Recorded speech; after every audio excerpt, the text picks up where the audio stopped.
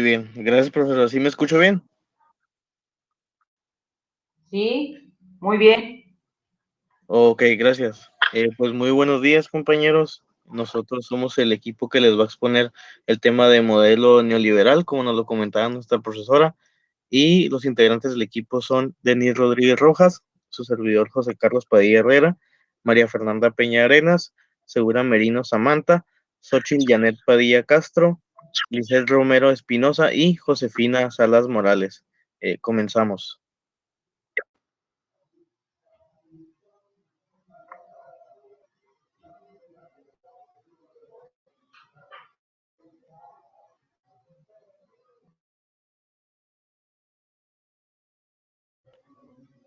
¿Me apoyas, compañero, con la diapositiva? Ok, una más, por favor.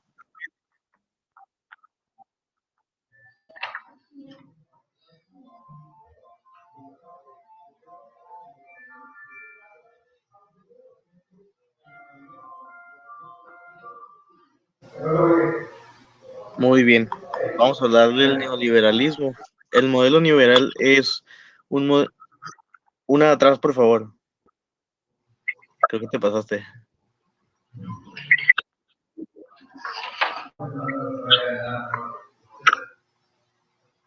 Ay, muchas gracias. Ok, como les comentaba, el neoliberalismo es un modelo económico desarrollado hacia finales de los años 50 y principios de los 60 del siglo XX, cuyo principal exponente fue el economista norteamericano Milton Friedman, con fecha de nacimiento en 1912 y fallecimiento en el 2006.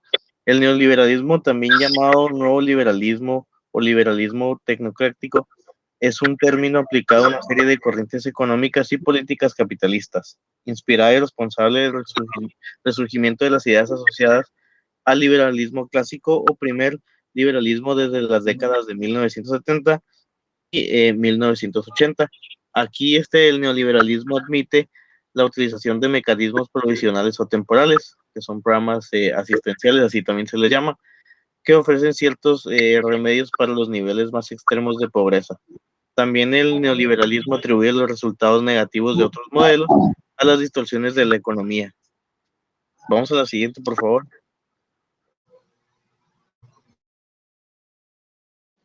Muy bien, vamos a hablar sobre Milton Friedman. Él es nacido en Estados Unidos en 1912. Inicialmente trabajó muchos años como economista en distintas agencias federales.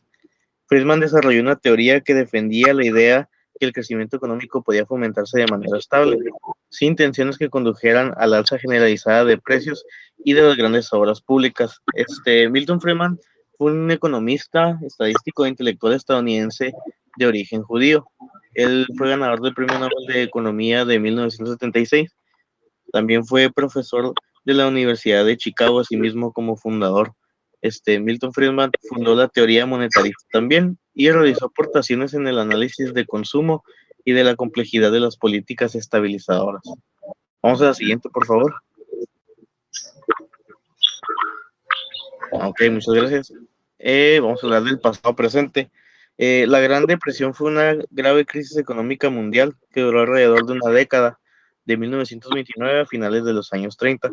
Se originó en los Estados Unidos a partir de la caída de la Bolsa de Valores del 29 de octubre de 1929, conocida también como Martes Negro. También el comercio internacional descendió poco a menos de la mitad y el desempleo se disparó en Estados Unidos, alcanzó el 25% y en algunos países pues incrementó el 25%.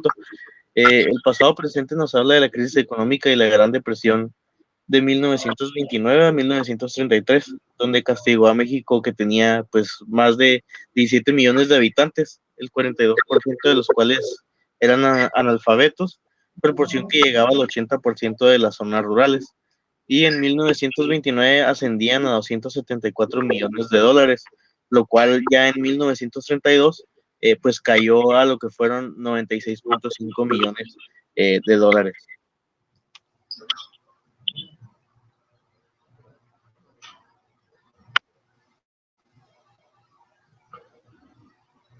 ¿Qué fue la Guerra Fría?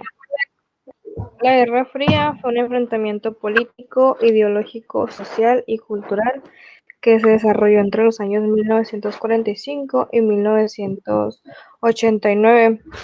La Guerra Fría inició al poco tiempo de finalizar la Segunda Guerra Mundial, en los años 1945 y concluyó con el fin de la Unión Soviética en 1991.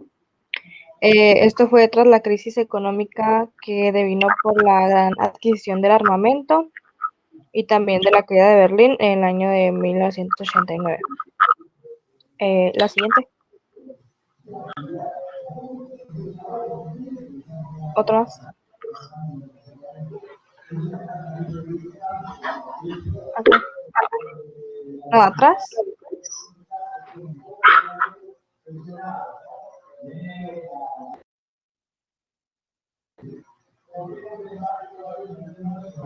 Bueno, creo que no salen, pero habían dos bloques que mantuvieron una tensa relación que amenazaba con el desencadenamiento de un tercer conflicto.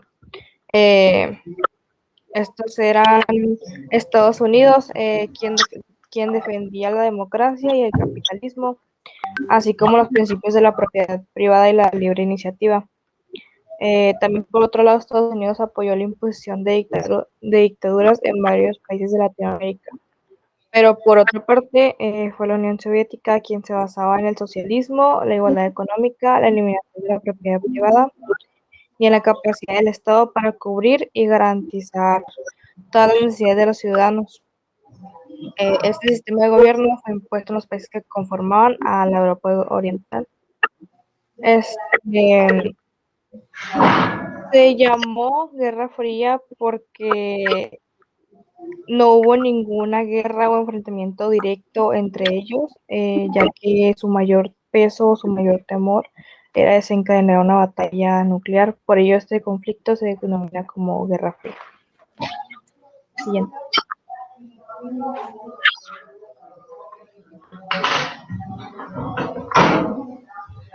Una de las características de la Guerra Fría fue que no fue un conflicto armado, sino que constituyó una amenaza permanente de conflicto entre los dos bloques. Cada uno de los bloques se organizó mediante tratados de cooperación y apoyo militar. El bloque occidental integró la OTAN y el bloque oriental el Impacto de Varsovia. También se produjo una fuerte escalada armamentista tanto en la Unión Soviética como en los Estados Unidos y las potencias aliadas a los ambos bloques. Ellos acumularon armas nucleares con la capacidad de destruir el planeta completo. El equilibrio entre las superpotencias se sostuvo en un mutuo temor de un conflicto nuclear que provocaría la mutua destrucción. También cada uno se organizó. Una de las causas de la guerra fue que ambos quisieron imponer sus ideologías a través del mundo. La siguiente, por favor.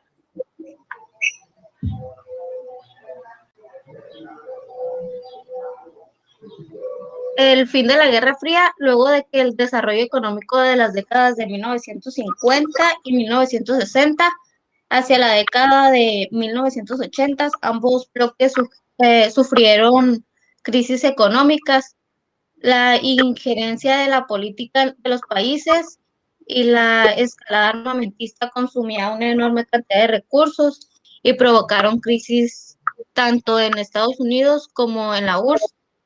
Algunos países satélites de la Unión Soviética comenzaron a manifestar su descontento. La URSS no alcanzó a competir con las inversiones y el desarrollo militar estadounidense y tampoco podía cumplir con sus propios habitantes. El presidente estadounidense Ronald logró que el presupuesto militar de su país se duplicara y la URSS inició una serie de profundas reformas internas que llevaron a una apertura mayor hacia el occidente y culminaron en la caída del comunismo.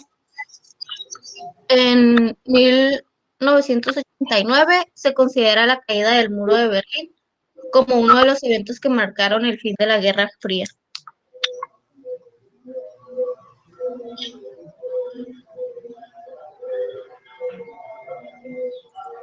Bloques económicos. Primer mundo, segundo mundo, tercer mundo. Con la caída de sistemas políticos del socialismo real y con la emergencia de los nuevos mercados transnacionales, surgió el nuevo orden internacional. Las redes comerciales internacionales se convirtieron en bloques regionales de socios comerciales compuestos por países de economías capitalistas o de libre mercado que comercian entre sí y que conforman mercados globales.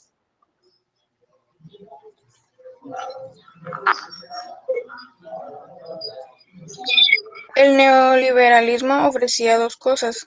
A los países desarrollados les abría la posibilidad de expandir sus empresas al creciente y gran mercado internacional. Los países subdesarrollados experimentarían un fuerte movimiento económico a su modernización al integrarse a dicho mercado.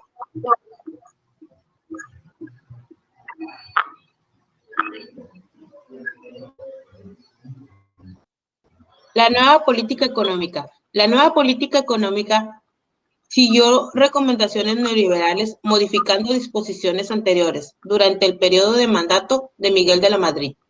En 1980, la planta industrial de México tenía un rezago y estaba estancada tecnológicamente. Con este contexto, el gobierno de la Madrid impulsó la reestructuración de la industria.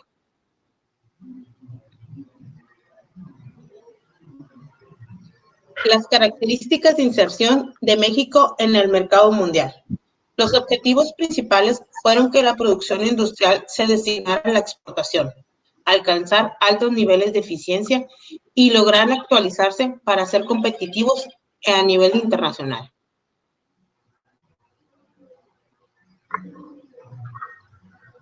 La privatización. La privatización partió de la premisa de que el gobierno no debía de tener bajo su control total la creación de bienes o servicios, tales como el petróleo y los energéticos. De 1988 a 1994 fueron vendidos el petróleo y la electricidad a la iniciativa privada. Eso dio pie a la desregularización. La desregularización impactó más en el comercio exterior y la inversión extranjera.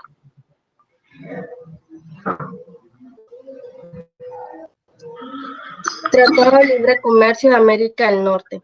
El Tratado de Libre Comercio consta de 22 capítulos, de 8 sesiones, 22 capítulos y 2.000 páginas.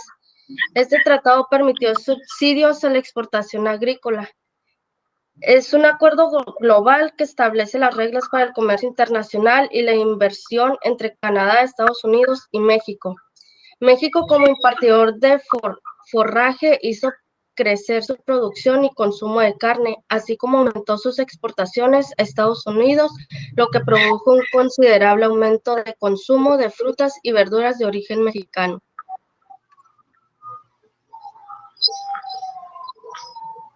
El Tratado de Libre Comercio de América del Norte y sus efectos en el campo. El tratado permite subsidios, los incentivos en Estados Unidos son muchos más efectivos por varias razones. Primero, porque el gobierno estadounidense tiene mayor recursos que el mexicano. Su estructura agraria es mejor para la agricultura comercial, pues mientras en México denomina el minifundio campesino, los ganaderos estadounidenses tienen extensiones mucho mayores y generalmente cuentan con máquinas agrícolas especializadas.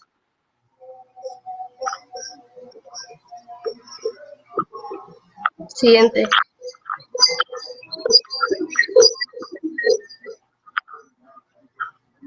El contexto de las reformas. Los cambios constitucionales más significativos se dieron durante la administración de Carlos Salinas de Gortari. Salinas estableció una alianza política con los diputados del PAN. En funciones, quienes dieron su apoyo para que Salinas se gobernara sin ninguna oposición parlamentar. Por otra parte, se dice que más que alianza, se trató de una situación de fuertes coincidencias de intereses entre Salinas y la diputación panista. Apoyaron el proceso de transición de una economía mixta a una economía de libre mercado y al mismo tiempo satisfacieron los principios y postulados tradicionales del PAN.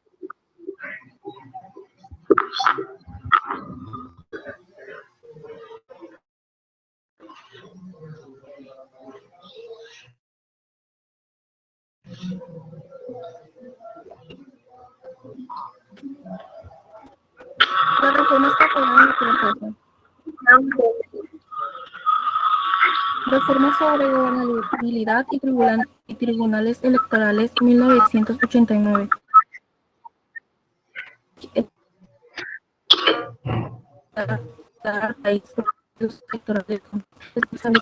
El Tribunal Especial para atender las disputas en materia electoral.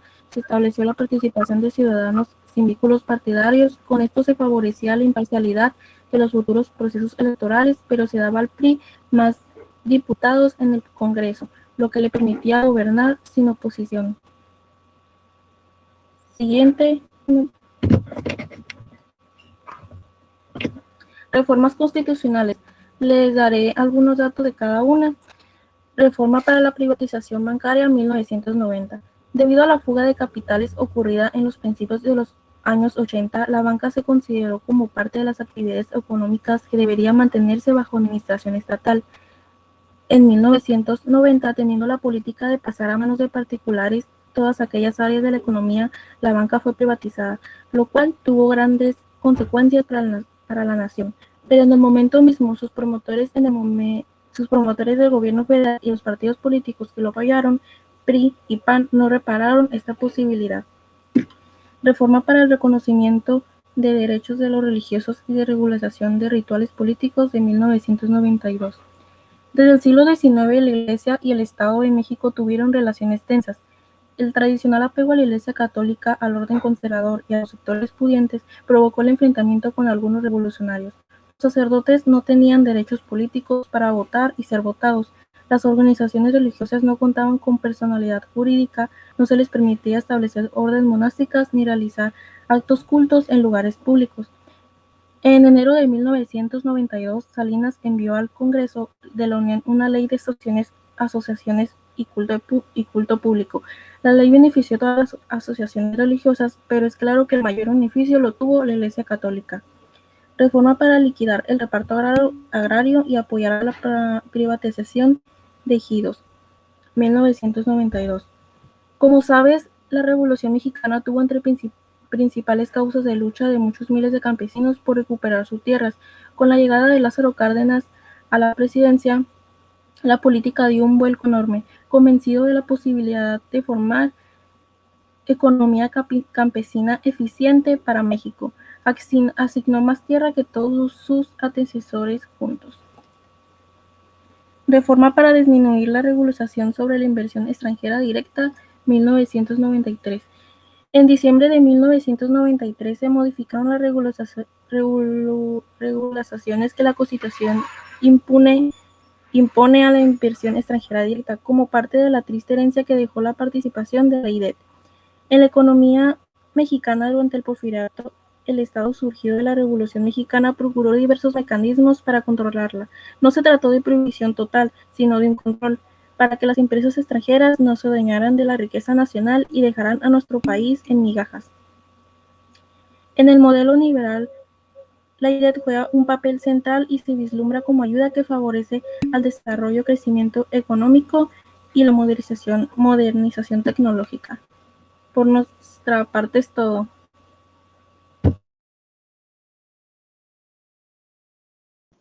Bien, gracias por su atención. Por nuestra parte es todo y le cedemos la palabra a la profesora.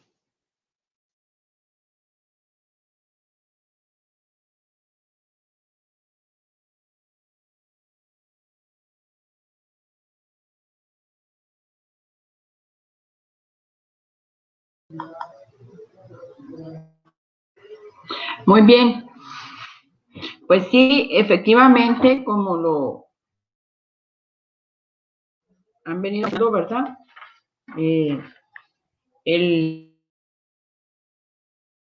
Nos hizo más presente Orejón, Salinas, quien el que hizo todo el andamiaje administrativo para que esto se echara a andar, ¿no? Principalmente todas estas volteada de la tortilla, ¿no? En el sentido que presidentes anteriores lucharon por la expropiación petrolera, la nacionalización de ferrocarriles y de todos los bienes de la nación, para que viniera, ¿verdad?, un tecnócrata y volteara toda la tortilla y hasta le con el mentado laicismo, ¿no? Y la no participación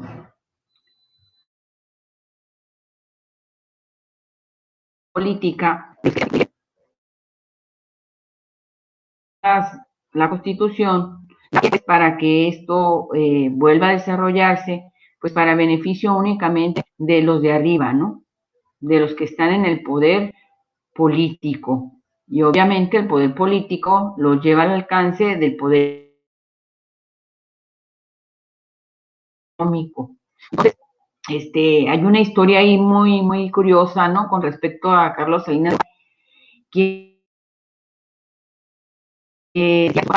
había tenido siempre el sueño y la esperanza de que uno de sus hijos llegara a la presidencia, pero no veía cuál, ¿no? Entre Raúl y Carlos, que finalmente se le hizo con el Carlos. Entonces, en esa medida,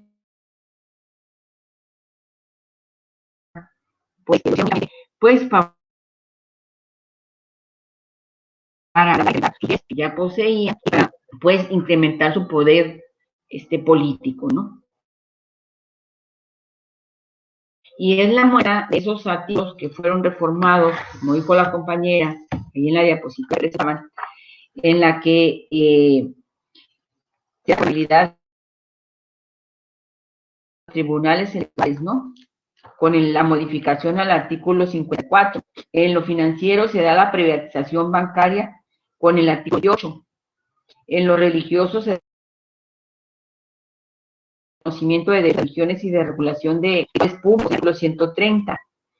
En lo se va a la privatización de la admisibilidad de la educación religiosa